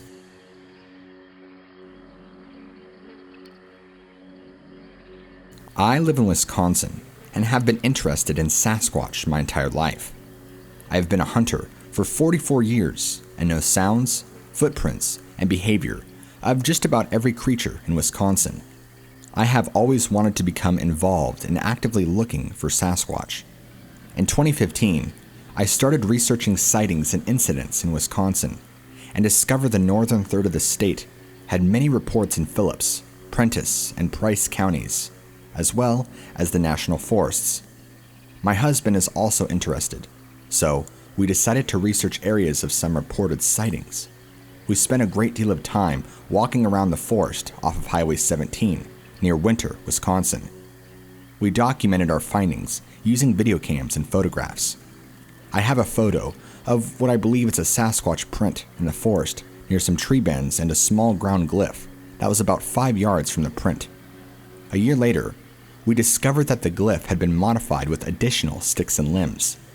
We have photographs of tree bends and breaks and trees woven together that no human could manage, and since 2015, have actively returned to the same area of the forest to see if there are no changes or anything new. I have also had a response to a wood knock that I did in the summer of 2018. The area of the return knock is in the area that has no homes, roads, or trails. Beginning in 2016, my oldest sister, my daughter, and I decided to set up camp near Loretta, and each summer we would spend time camped and actively researching and have many photographs. On June 6th through 9th, 2019, we once again set up our camp in the same campground, but in a different site that we had not used before. At the end of the row, on the southwest side of the camp, there is nothing for miles behind that spot. We did not see anything unusual when we hiked through the forest earlier in the day, but on our last night, a bear walked through our campsite just before dark, so we decided to hit the bunks early. It was around 10 to 10:30 p.m. when I heard a rustling around the camper. It's a modified camper with a deck that has a zipper tent extending from the camper with a tarp material around the bottom. The creature was crinkling and fiddling around with the bottom portion of the extended porch and making the tarp crackle. I thought the bear had returned and was rustling around camp and expected the camp to be destroyed, and the next morning. The noise went on for about a half an hour and then it stopped. My daughter and sister were asleep. Less than 30 minutes later, a handful of rocks hit the side of the camper, followed by 3 more rounds of rocks, and finally, a larger rock hit the camper roof. This woke my sister, who sleeps with earplugs. She later says she does not know why she woke up, but I believe it was the sound of the big rock hitting above her head. By then, my daughter was awake as well. It was quiet the rest of the night. The next morning when it was light out, I bailed out of the camper, expecting to see a ripped up camp, but all was pristine. The first morning at camp, my daughter set up a hammock behind and slightly to the side of the back of the camper. When she was taking it down, she found a rock in the hammock.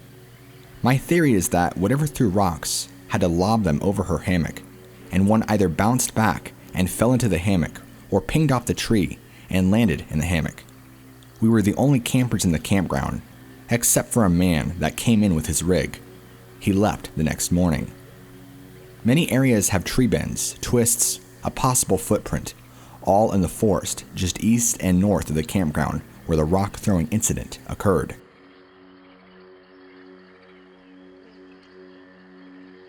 Near my apartments, only about a block away, there's about 90 acres of wood trails and what I call the secret quarries. In my town, we have large quarries that are used as the swimming hole, basically. Because of the location of the area in my story, the quarries and woods near my house are relatively unknown and very much so secluded from people, but is common knowledge of those who live nearby. This last summer, I spent most of my days after working and tanning with my dog and dipping into those quarries. The woods there have always had a chaotic, uncomfortable energy, but as soon as you got off the path to the quarries, you'd immediately feel comfortable again, but never enough to actually swim full on. One day, I'm relaxing with my dog and I noticed that the woods went very, very quiet. Me being me, aka paranoid, the first thing I did was grab for my knife, because something was off. I tried rationalizing the silence and was telling myself somebody is probably just walking on the trails, and it spooked all the woodland creatures, no big deal. Keep in mind, my sandals are off and my feet are in the water. My dog hadn't reacted yet, and I figured I would be okay. The way the quarries are set up is that where it's comfortable and convenient for people to sit, you can see the whole quarry itself. The trails go around the entire quarry, so occasionally you can see people walking through the other side. To the left of where you sit, there's a pile of blackish, grayish rocks that sit roughly about 6 feet high. My eyes had started scanning the woods since the silence had started, and I had reached the rock pile. In the pile, I saw something, crouched behind it, watching myself and my dog. It had to have been as tall, if not taller, than the rock pile, and was leaving super close, almost to camouflage itself. Its head was large and round, its face flat, almost like an owl's, and its entire body was an off-white, almost gray color. It had what looked like huge round eyes, but the skin around its eyes were actually black, and its eyes were smaller than said circle and beady. Its arms, which were the only thing I could see other than its head, were very long. You'll find out why, and thin, and its hands were just huge and clawed. I couldn't see a nose, but its mouth was just a long slit. At that point, when I spotted it, my dog also perked up and was on high alert, stiff body, ears up, looking straight at the thing, so I knew I wasn't tripping. I did my best when I spotted it to give it to the side eye and not make it too obvious that I knew it was there. I slowly, in a controlled kind of way, started slipping my sandals on, and once they were on, I stood up to leave. As soon as I did this, the little alien thing gets on all fours and starts galloping down the trail like a dog would, where the trail around the quarries meets the main path. I said no, and started running, knife in hand, and I got past the mouth of the trail, and all of a sudden, my dog launches herself at something behind me. She's pretty protective, so I wasn't shocked, but holy hell, was I just trying to get away. I yelled her name, but I refused to turn around and look at the thing, so I pulled on the leash until she left it alone, and we both sprinted the rest of the way out of the woods until we hit the street. I'm not sure what it was. Maybe a weird cave animal, which would explain the paleness, but the general token I've given it is alien thing. I think it would very much so would have killed me had it got the chance, but I almost am convinced it was just curious and wanted to see what we were. Those woods would have had plenty of cult action, and I found concrete structures almost like pillars and things with pentagrams on them, so I don't go deep into the woods ever, but since that day, I've barely gone and won't go alone. Oh, and for clarity, the rock pile was on the trail surrounding the quarries towards the right half of the quarry, so it was in front of and across from me. I mistakenly said to the left. So, the trail from the sitting area on the quarries connects to the main trail for a T or a Y. My dog was on a leash, and I hit a sprint to the right onto the main trail, and I'm assuming the thing jumped out behind us at the same time. She lunged left. Her leash pulled because I was running the opposite direction, so she was forced to leave it alone, and it happened so fast that I didn't have time to look back because I'm running the entire time this is happening, so it was probably less than 2 to 3 seconds.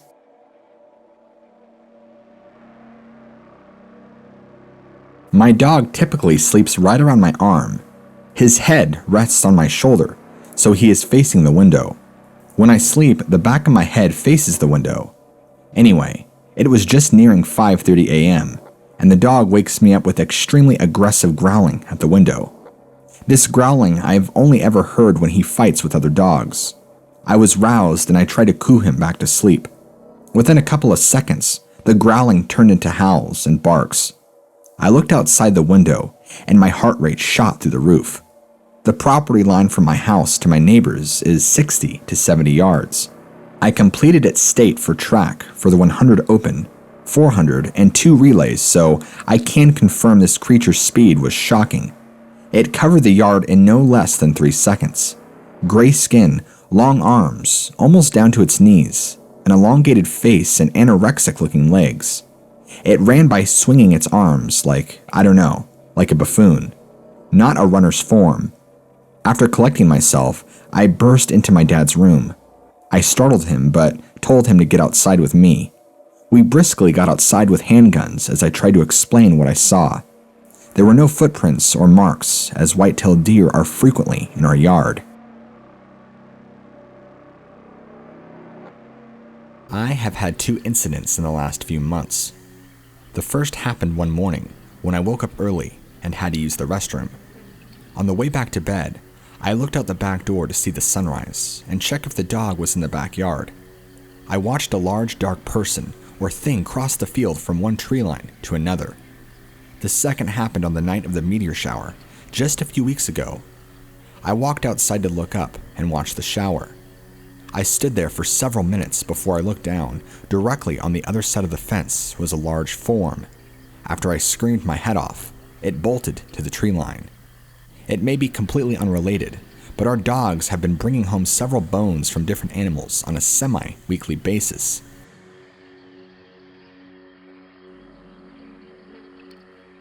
This happened about a month ago, but I shared this video on Facebook that had pictures of skinwalkers and likewise creatures and had some funny music in the background.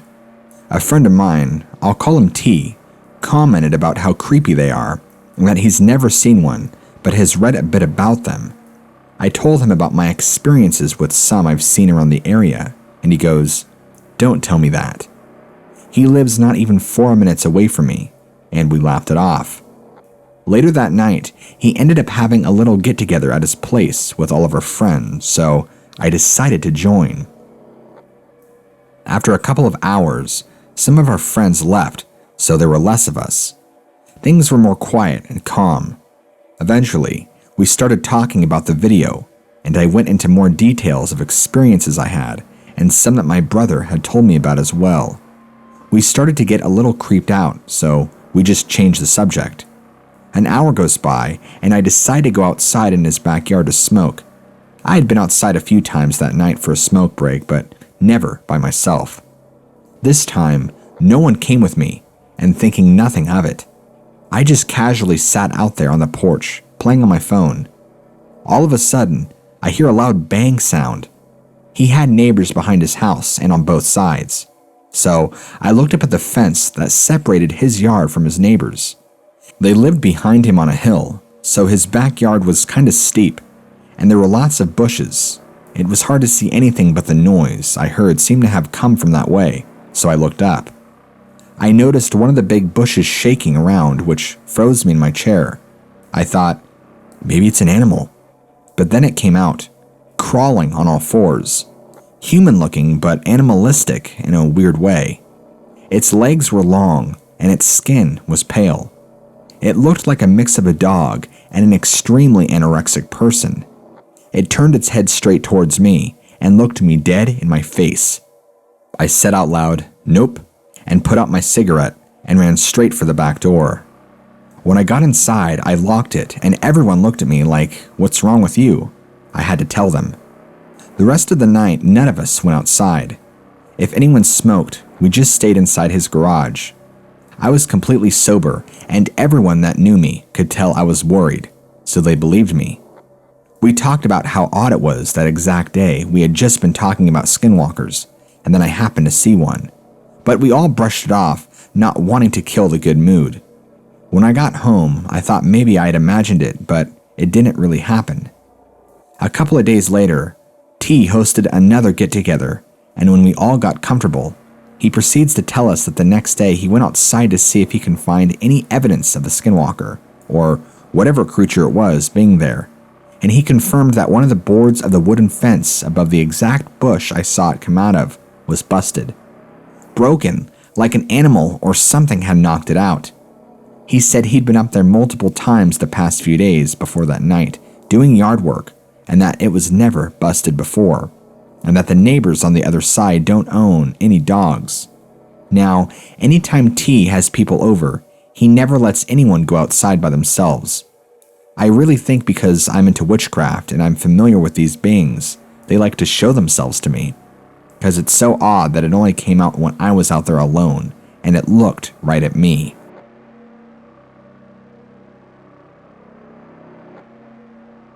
Okay, so I'm 15. I know a bit young to be credible, but I have seen some things. I lived most of my life to the age of 14 in Michigan. I lived in the St. Joe area, if anyone is familiar with that area. Anyway, my grandparents lived in the northern areas of Michigan, and we would regularly drive the 4 to 5 hour drive and go visit them either on the way to our lake house, which was a little farther north, or just to see them. They lived in the middle of nowhere, 25 minutes to town sort of thing. Both of their neighbors were a mile in each direction, and their property is huge. They live in a small trailer in the middle of the property, and they have 2 pastures to each side of the property, and in the back they had miles of trails that would take you through the woods. My grandfather usually used this for hunting. I was hitting golf balls from the front of our house into the pasture. I hit all my balls and went to go collect them in the pasture. I opened the gate and shut it behind me so none of the dogs could get through, and I walked around picking up balls. A couple of them went farther than normal, so I had to walk back behind the pasture area and into the wooded area. As I was walking, I could hear leaves being crushed, but they were like a little off from my steps. I kept hearing this weird noise come from behind me, kind of like a watery sound, I guess. It was like someone just got out of the shower and they were dripping wet. But this noise kept stopping and starting, so I just thought it was the wind blowing water out of the trees. I found my last ball and turned around to start walking back, and I saw something tallish move behind a tree. I could tell it was taller than me, but didn't really know what it was. Being from Michigan, we've got our fair share of scary animals that would love to bite into your meaty flesh, but this was definitely not a wolf and could not have been a bear. I would have smelt it. So I kind of stood there frozen, just looking at the tree and bushes the thing was near. After a while, the thing started to creep out. It crawled out on its hands and legs. First, I saw its long skinny arms, which followed by its head. It looked up and around and finally looked at me. It crawled the rest of the way out, and I could see the thing whole. It had skinny arms like it hadn't eaten in a while. Dark-looking skin that had a shine to it like it was slimy. Its body was just a mass of flesh. It didn't look to have a stomach or chest. It was just kind of twisted up and misformed. Its legs were just as long and messed up looking as its arms, and both of the thing's feet and hands were elongated. Not massively or anything, but you could tell it was longer than your average foot or hand. Its head was the part I have a really hard time pinpointing down. It had eyes, no hair, and a long mouth that just wouldn't open. The nose was just 2 holes, and it had a very long, exaggerated chin, but it kind of looked normal in a way. It stared at me, and without opening its mouth, it made the sounds I had been hearing, which seemed to be made by its nose, and the holes flared. It started to walk around. Not at me, but just around where it was. Then it stood up on 2 legs. It was probably about 6.5 feet tall, but the appearance made it look a lot scarier. The thing moved its neck even in an unnatural way, and then looked at me. It was maybe 25 yards away, way too close for comfort, but I was not about to move and have this creature charge at me. All of a sudden, it just bolts right at me. I opened my eyes wide and just prepare, but it ran right by me and through the woods. I turned around and sure enough, it just kept running. Sometimes on all 4s, sometimes on 2 legs. Its run both was unnatural. Its body contorted and just looked so off. I ran out of the pasture and shut the gate behind me again. I didn't tell my grandparents right away, but a couple of months later, I did. This was in the summer of 2018. I didn't tell them till about fall of the same year. My grandfather pulled me aside after I told him and asked me what it looked like exactly. I told him, and he said I've seen it before out on the trails. He didn't say any more, just for me to not be worried. I haven't really told anyone, but my family and close friends, about this, but I guess that has changed now. This really messed me up for a while. The scary thing is too, I've seen it after, several times actually, in different places. Never at my home, but anywhere up north, even at a lake cabin an hour away from my grandparents. This one was by far the scariest though. I know it is not a skinwalker. Nah, at least it shouldn't be. I don't know, but does anyone have any possible explanation? Please help me figure this out.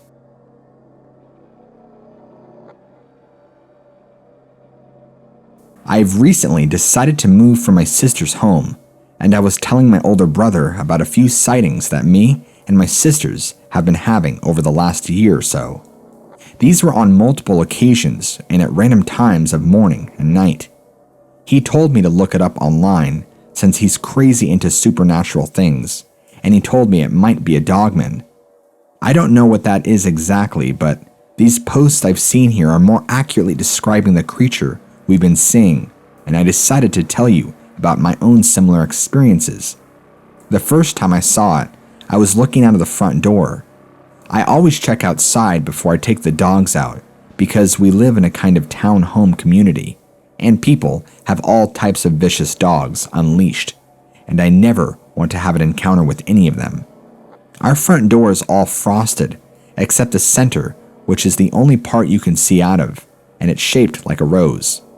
I took a look outside and caught sight of a doggish-shaped kind of creature, but without my glasses on, I just thought it was a dog. And to be sure of this, ta-da, I put my glasses on and cracked the door to get a better look. The only way I can ever describe this creature to anyone is that it was very spiny and it was hunched on all fours. It looked exactly like a human pretending to be a dog from behind, like it walked kind of funny on its legs. I slammed the door and turned around to yell for my sister's attention so she could also see what I was seeing. But when I looked back outside, it was gone. Vanished like it was never even there. And this area is heavily wooded across from our townhouse, so I figured maybe it was a dog and I was just super sleepy and hallucinated everything about it. This is Georgia. I've lived here my whole life, and the weirdest thing I've seen was a drunk man trying to ride a dog like a horse. I talked to my eldest sister the next day about it, and her reaction was, "Yeah, what the heck is that thing anyway? I've been seeing it a few times when I pull in from work. The other night my headlights flashed on it, and it ran into the woods." She later called it a creepy white dog, but admitted that she'll sit and wait in the car for a bit before coming in, just to make sure that it's gone. She even called me once and asked me to unlock the door so she can make a run for it. Some of our relatives have said that it's just a dog and we shouldn't worry about it.